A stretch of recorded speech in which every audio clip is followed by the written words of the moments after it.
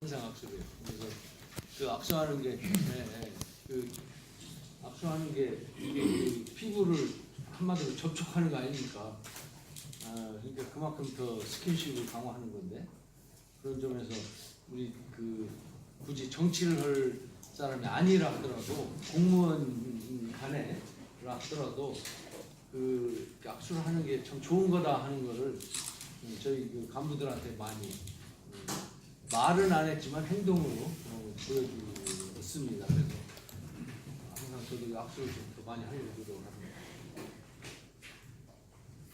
저희 도정에 큰 우리 언론들께서 보실 때 어떤지 모르겠어요. 민선 실기 돼서 제가 이렇게 언론 기자실에 내려와서 간담회를 하는 거는 아주 오래간만인데요. 그동안에 지사님 중심이 돼서 당연히 그 우리 기자분들과 대화를 나누셨고, 또 민선 6기에 비하면 상대적으로 더 많이 아마 지사님께서 우리 언론인들 얼굴을 자주 보고 대화도 나누고 그러지 않나 싶습니다. 제 생각에는. 그래서 저는 좀 행정부지사니까는 조금 그동안 자주 안 내려왔습니다. 그런데 이제 민선 7기를 이렇게 세팅하는 차원에서 지사님은 수시로 여러분들 만나시는 거고, 정무부지사하고 저하고 한 달에 한 번씩은 그래도 내려와야 되지 않냐. 2주 걸러서, 그러니까 격주로 한 번은 제가 내려오고 한 번은 정무부지사가 내려오고, 그래서 이제 두 번째 주 화요일 정도, 오늘은 수요일입니다만 는 제가 내려오고, 아마 네 번째 주 화요일이나 그때는 정무부지사가 내려오시고, 혹시 저한테 주실 말씀이 있으시거나 도정에 궁금하신 사안이 있으면. 네. 우리 시기적으로 이제 그 문화체육부지사님한테 여쭤보는 게 맞는 것 같아요.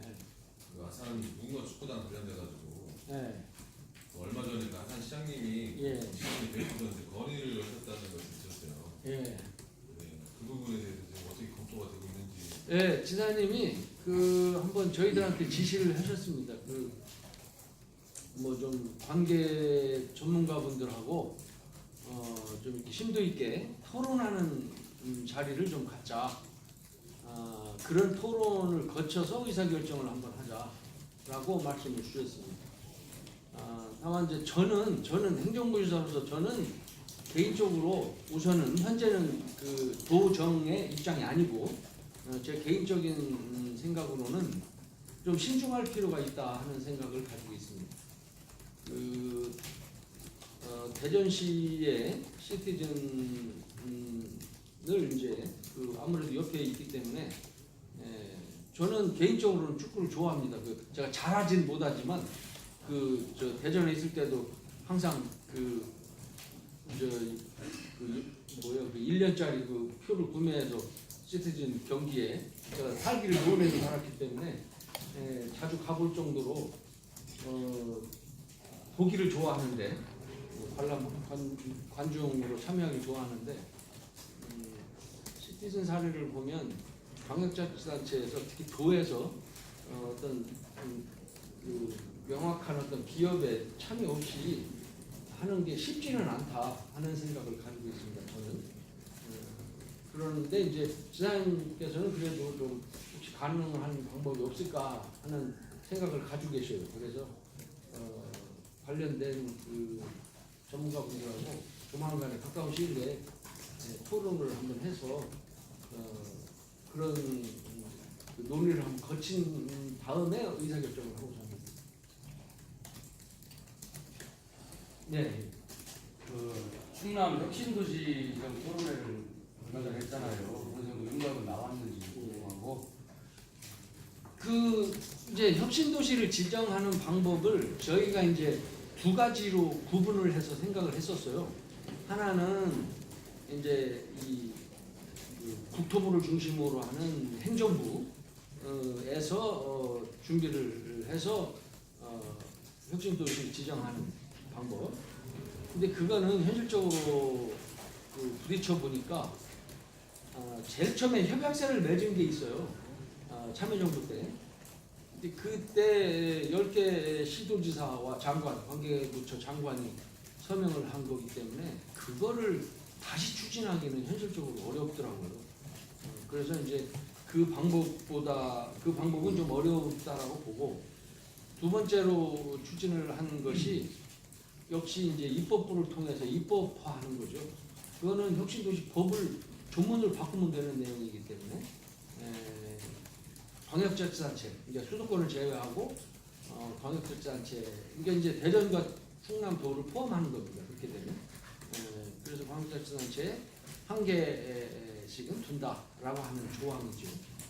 그걸 개정하는 안이 지금 홍문표 의원 또는 우리 지사님 국회의원 시절 그때 이제 입법 파가 돼서 이제 올라가 있죠. 계류 중이죠.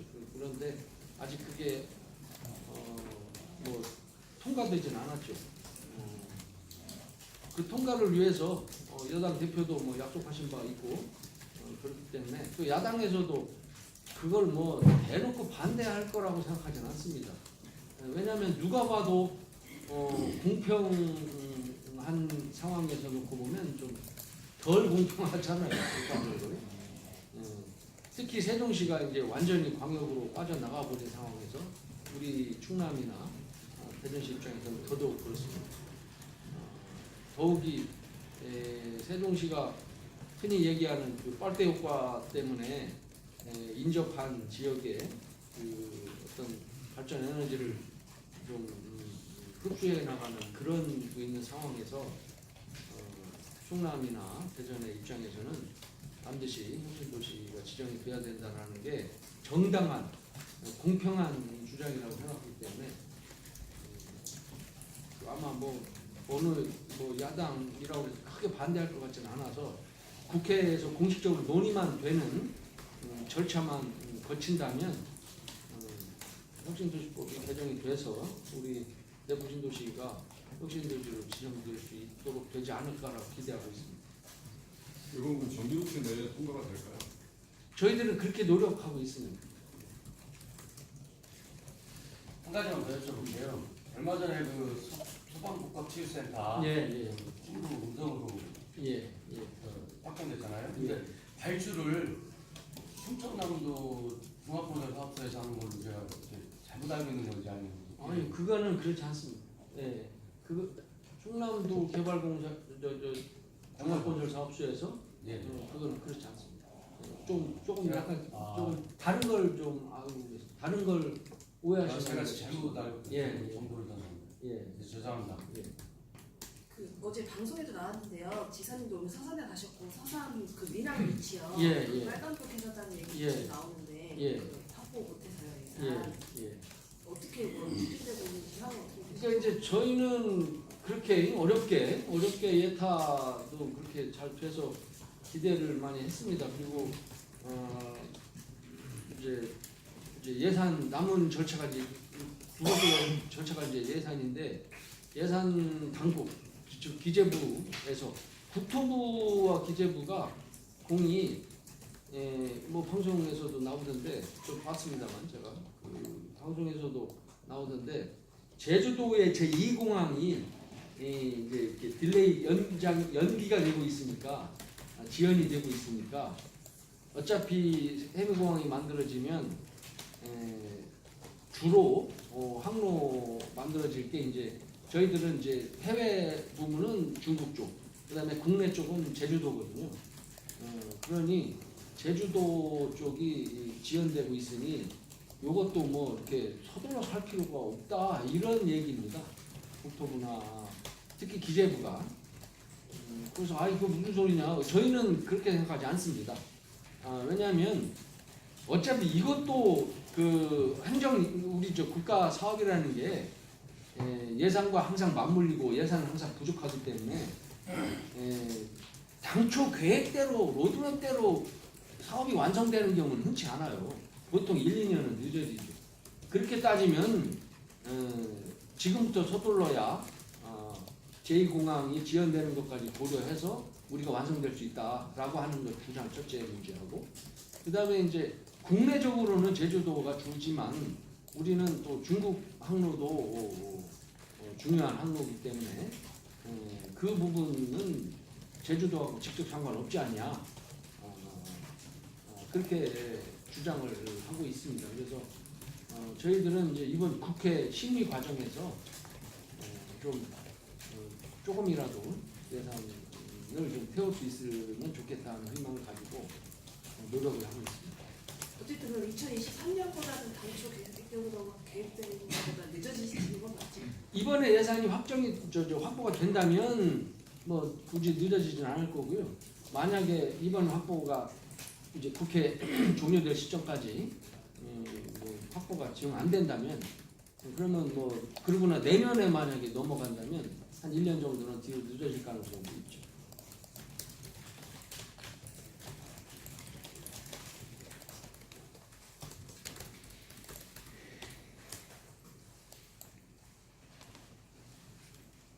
그 도의 정책과 관련해서 한 가지 예. 이제 충남도가 이번에 이제 발표한 게 뭐냐면은 기조 정책이 역외 유출 자금이 한 27조 원 그래서 정부간 사업이든 뭐든 간에 본사를 유치하든 간에 이 역외 유치를 막고 지역 경제를 활성화시키자라는 이제 그 기조 정책을 펴고 있는데요. 충남도 도청 내에 총액 인건비가 약 한 3,400 몇십억 정도 됩니다. 다시 말하면은 한 개 기업당 한 35억 정도 인건비를 지출하는 중소기업이 100개 이상이 몰려 있는 것과 같습니다. 뭐 어마어마한 규모죠. 근데 이제 도청이 이쪽으로 오고 나서 지금 주소지로 완전히 그 가족까지 다 이전하신 분들이 과연 몇 프로나 차지할까? 그렇다면은 그 기조정책으로 피고 있는 그 역외 자금 유출을 표방하는 충남도가 솔선수범할 필요는 있지 않겠느냐라는 그런 지적도 있거든요. 그래서 저조한 완전 이주 공무원에 대한 완전 이주 이것은 어떤 계획을 가지고 계신 건지 이게 뭐 강제적 조항으로 되는 건 아니지만 전체적으로 이게 대외적으로 어떤 그 지역 경제 활성화 측면에서 충남도가 표방하는 그런 기조 정책이 도청 스스로부터도 그 역외 유출을 방조하고 있다면 또한 지적 대상입니다. 그래서 한번 말씀드립니다. 지당하신 말씀입니다. 저도 100% 공감을 하고 있고요. 우리 충남도의 이제 경제 전반에 대해서 놓고 보면 진짜로 역외 유출 문제가 그건 뭐 어제 오늘 문제가 아니고요. 충남도가 당면하고 있는 충남도의 경제가 수도권 압출 효과, 수도권 규제 이런 영향으로 충남도 경제가 좀 급속도로 다른 지역보다 상대적으로 급속도로 발전해 오면서 지금 항상 문제 제기가 되고 있는 게 이제 역외 유출 문제죠. 말씀하신 대로 또 우리 도가 솔선해야 되는 그런 측면도 있습니다. 그것도 100% 공감이고요. 이제 저는 이렇게 생각합니다. 행정부지사로서 생각이 이제 우리 직원들 문제이기 때문에 이게 이제 헌법상 거주 이전의 자유는 있으니 강제로 이 내포로 이전에 오도록 하기가 어렵습니다. 그 개인의 의사와 완전히 반해서 저는 좀 와줬으면 좋겠는데 우리 직원들이 그 충남도에 특히 이제 내포를 중심으로 해서 이 주변으로 좀 와주었으면 좋겠는데 그거를 강제할 수 있는 그럴 수는 없어서 심정적으로 제가 과거에 이런 경우를 봤습니다. 제가 미국에 뭐 이렇게 우리 도 덕분으로 유학을 한 적이 있는데 그때 미국 같은 경우는 그렇게 하더라고요. 이제 그 인접한 지역에 살면 그러면 예를 들면 비상근무할 때 어떤 비상적인 상황이 됐을 때 그 출근 시간이 가까우니까 훨씬 짧지 않습니까? 금방 올 수 있잖아요, 한마디로. 그러니 일을 쉽게 빠른 시일 내에 대처할 수 있게 되거든요. 그러니까 일에 개인의 역량은 두 번째고 그 여건 그 가까이 올 수 있고 가까이서 산다는 것 자체가 일을 잘하는 결과가 되는 거죠.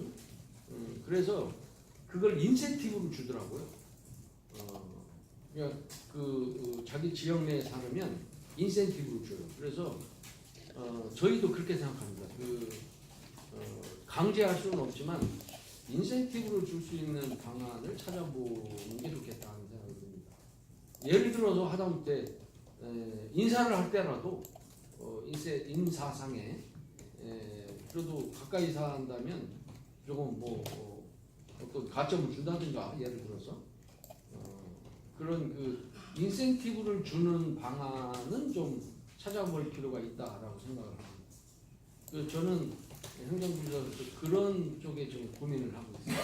그래서 함장님이 말씀하신 그거에 공감하면서 인센티브로 좀 풀어가면 좋겠다 이런 생각을 좀 가지고 있습니다. 강제할 수는 없으니 인센티브로 풀어가는 것 그건 불법이 아닙니다. 헌법에 어긋나는 게 아니에요.